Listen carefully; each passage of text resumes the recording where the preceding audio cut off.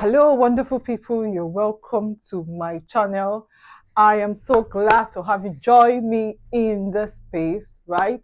So, today I'm going to be sharing a real life experience of how I traveled to the UK without my kids. Yes. So, if this is something you're going to want to hear, this is something I'm sure you want to hear me talk about, please stick around as I dive into this. Okay.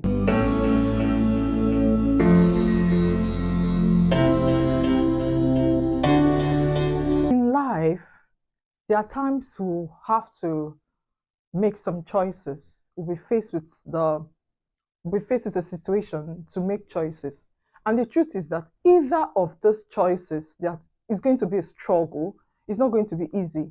However, it is important we make the best of the choice that is facing us, right? So it happened that this situation, it was really a tough one. We've got choices. We had to make either of the choices, right? But either of them, of course, is not going to be easy. But then we have to consider which is best for us in the long run for our family, right? So that was what we had to do at that time. So it happened. What happened was that some years back, opportunity came me for us to travel to the UK, right? Because I got a job here in the UK.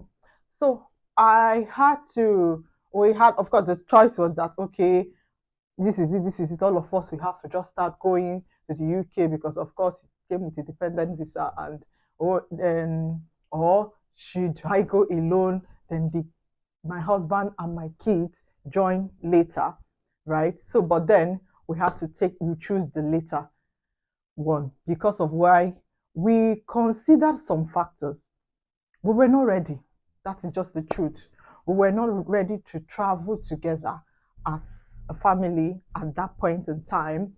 And we understood for a fact that in the UK, once you bring your children, yes, the children in the UK, they are not just their parents, they're not just their parents, these are the government children. Because the way the government will be asking you about that child, what is happening? This child was not in school. Well, how many rooms is this? Are you people living in? This child doesn't look well fed. This child, this one, the way they ask you things about the child, you only but wonder like, is this my child? Like, of course, there are things you don't do to those child because, of course, when the child grows up to report or maybe somebody else says something, we know what follows it, right? The government will come and take those children from you. So it's very important we understood those things. We knew all those, we took all those things into consideration, all those factors into consideration. So we had to like decide, like, okay, we have three kids, right? Two boys and a girl. So we knew that we had to rent like a three-bed, which is very like that is what they can we can they had we had to we had to. Okay, so all these factors, we thought about it, right? We don't want a situation whereby you bring children into the UK and you're struggling with them for accommodation, which is not, I don't think is the best, because even when I came in, you find some family, there were lots of struggles. Things were happening, right? You see people sleeping in churches, people sleeping just, it's only like if you can't really afford to rent a decent apartment for yourself and the children, you see people just trying to, they share spaces with people, and not all those things can becoming it can become a kind of it can cause discomfort to others, right? And I don't think anybody wants that, and I don't think anybody wants to have your children go through all the stress. So in our case, we thought it wise, right, to that I go and we just everybody prepared, and my husband and my kids join join me afterwards. Okay, so that was why we made that decision, and We don't regret it because we knew that was just the best decision we had to make as a family. Yeah. So now, talking about how the struggles for us, for the children, I would say yes, it wasn't easy for them. The children struggled because this is a new, they had to change school, right? We had to, when I was leaving, we had to enroll them in a new school because they had to go and stay with my my parents. They live in a close by town, right? So we had to enroll them in a new school.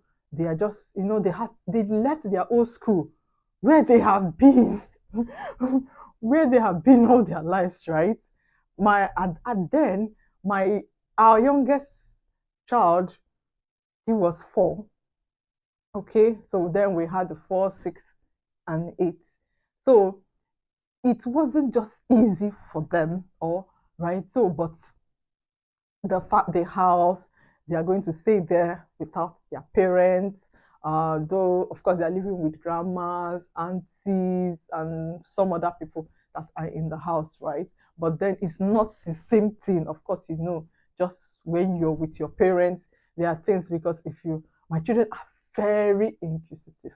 They ask questions about everything they see or hear or assume. Like, they want to know, they just want to, what do you think about this? I saw this, and of course, not everyone will have that time to answer those questions. Not everyone will might give them the reply, because once they ask you one, there's a follow up question coming.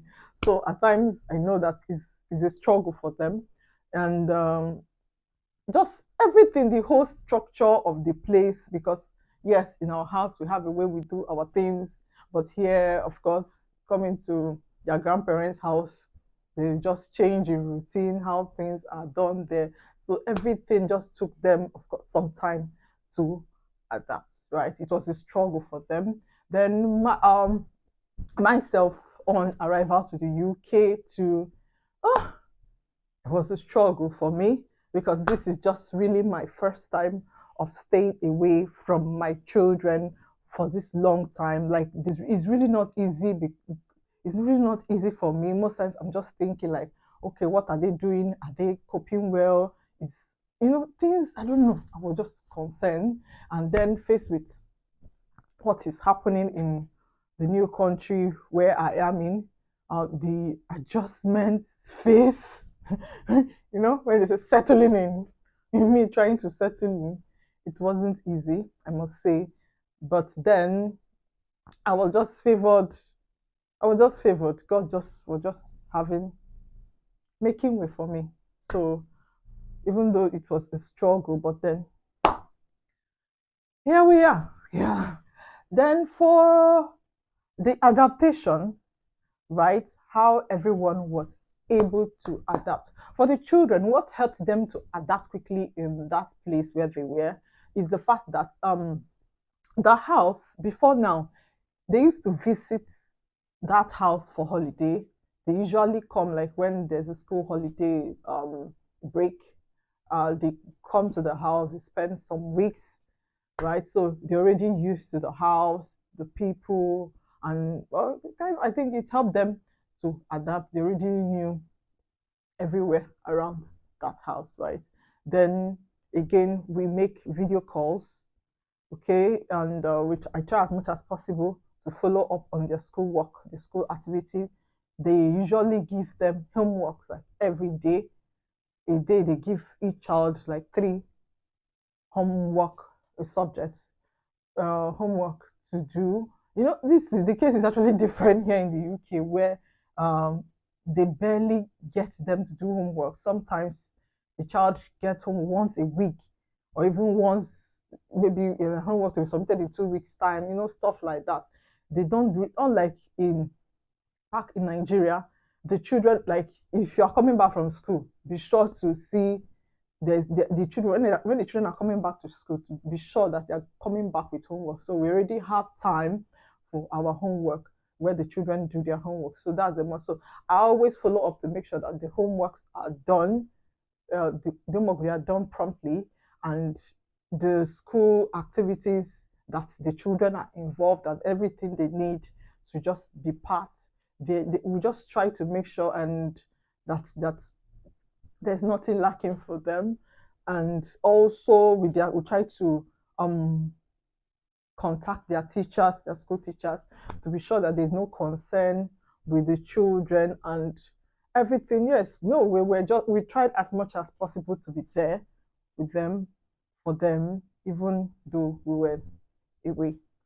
Okay, and sometime the father comes, who comes to visit them too. So I think that's also helped them too. So and all that. So that helped them to adapt. And with time, they felt better. They felt better. Unlike when I just first left, it was yes, it was a very big struggle because you hear things like, I don't think I can do this, mommy. When are you coming to carry me? I cannot, I don't like this school, I don't do this, I don't, things like that. Everything was just different for them. But then with time we found out they start getting new friends, they start knowing the people, the places, things things just fell in place for them. So yeah, they adapted. Then, now, for my own part, what helped me to adapt is the fact that I just had to focus on my focus, right? I knew what brought me. I knew that I had to do what I have to do and do it really fast for me to be able to bring my children, my family. Okay, so considering that, I don't have to always think about what is happening at home, right?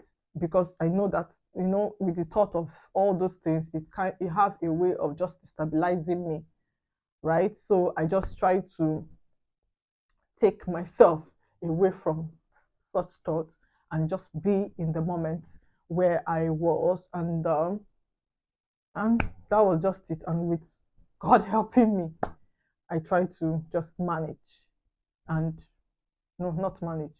I I adapted. Yes, I adapted very well. So then again, I'm going to be talking about the support system we had. What were the strategies? What were the things that helped us to, what were the things that we had that helped us to adapt? I would say, for me, the things that helped us, right? I had great support from our family. Yes, during the parents' meeting, I have my sisters sometimes who attend. The children, there are things we have to do for them. So I have family there that volunteers to just help them do one or two things, and they were really helpful because I don't know how I would have done that. I don't know how I would have done that if not for them, because they always assist with the children with everything and just you know just make sure that things that are supposed to be done are done promptly. Yes, and I will say that then I have this parenting group which I belong to. They have a way of supporting parents. They have a way of just empowering parents. They help us even as absentee parents to become present in their children's life. So they help you to parent intentionally. Yes, that's the Intentional Parents Academy. Yes, so it's just a wonderful place to be where we learn a lot about how to parent away from just the norm. We parent not by assumption, we parent intentionally. Yes, so that is it. So it really, really helped me. Now I'm going to talk about mm, my lowest points during this time where we were apart. I will say I had a lot of moments that I really felt bad. Sometimes I break down, like, oh no, this is not easy. I miss my family, I miss my children, everything is just somehow. However, but then there were two lowest points for me. I must say that has to be the first one was there was a situation, there was a time I received a phone conversation where I was having a phone conversation with my mother. So she was telling me what my son was telling her, that he was saying something like, more grandma, when your children were still young, were there ever a time you left your children, you dropped them somewhere, and just you left and went to another place to live? You know, hearing that statement coming from this young boy really broke me, because I was just like, oh, I don't know. I even as though I try to make these children understand that, yeah, we don't we this is just a decision we have to make at this point in time. I really I we try to make them understand that, oh, don't worry, very soon we are coming to get you people, we are coming to get you people, the way we are very soon, not very, very soon. But then I just see that, oh, this is how this boy sees this whole situation. Yes, it really broke me. Yeah, it really broke me because I felt sad. I felt like, oh, so this is what he thought of it. And at that point, I was really hopeful. I was really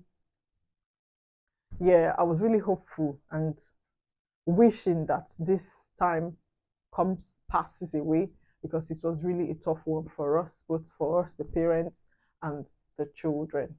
Yes. Um. Then my second lowest point was during the Mother's Day of that year. So we were in church. It was a church mothering Sunday.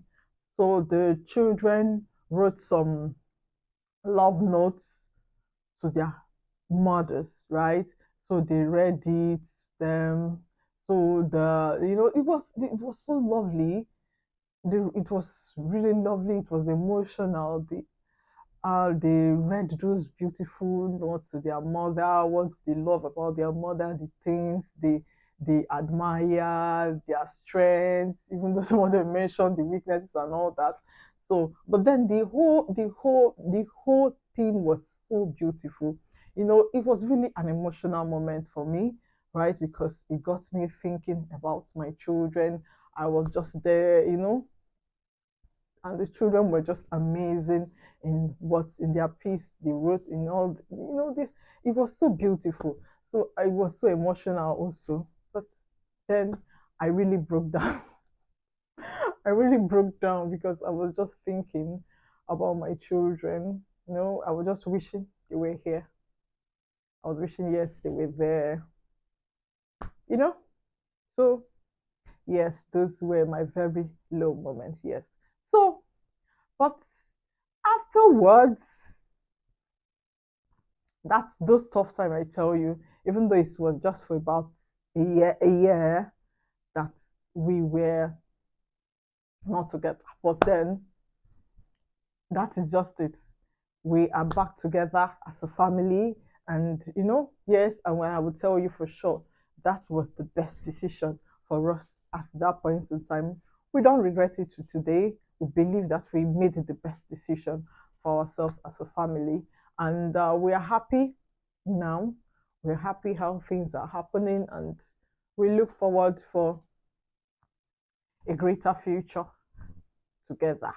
Yeah. So, of course, I would advise, well, personally, I would advise any family relocating abroad to a different country if you're not sure of, maybe you're not sure of what to expect.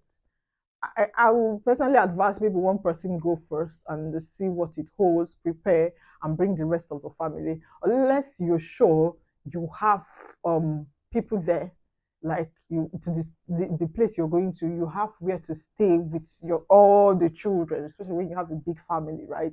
And or maybe you know that you are buoyant enough, you have in your finances are okay to rent, if possible, like a decent apartment for the whole family, at least for 2 months. Because even when you go, you're not even sure of getting, sometimes getting especially maybe if you're not coming with a work visa, right? A work visa, yes, one party might be working, even the other one getting a job, there might be a struggle, right? Depending. Sometimes you see, uh, the second party getting a job. Sometimes it even takes as much as 6 months. Okay, so you're not going to depend on your salary of when you come in. That is what you use to fend for the family. So I think it's best you go, you settle in, make preparation, then the whole family come together. Or if you have the money, you're sure that you can at least you can pay rent for 2 3 months and everything to cater for the family, as in you're sure that people can take care of yourself for 2 3 months, both feeding, bills and everything, even though the other party is yet to get a job. So why not?